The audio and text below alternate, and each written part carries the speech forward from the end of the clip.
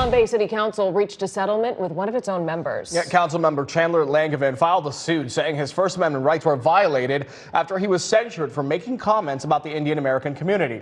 As West News' Haley Crumble-Home reports, the council agreed to pay $55,000, but that money will not go to Langevin. Palm Bay Council member Chandler Langevin was censured by the city council after social media posts he made about the Indian American community led to calls for his removal.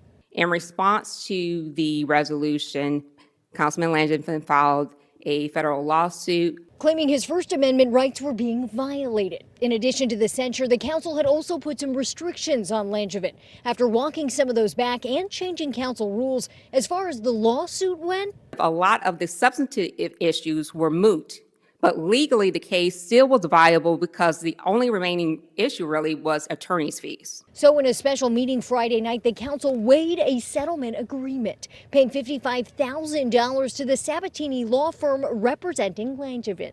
The amount will go to the plaintiff's attorney's fees. None of the money goes to Councilman Langevin. There's a release from any and all liability. Neither party admits wrongdoing.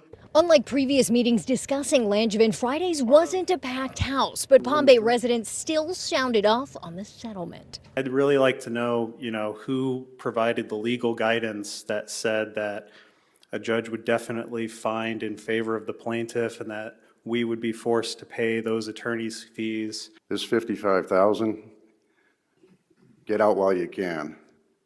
Because if you keep running up the hours, this is going to just keep rolling and rolling and rolling. Multiple council members voiced their own frustrations. I'm very frustrated. I was ready to take this to trial, but with judges, you never know with who you're dealing with. We all kind of got to a point where it's like we just need to cut bait and focus on the business of the city. He's been a distraction long enough. Ultimately, the settlement was approved unanimously.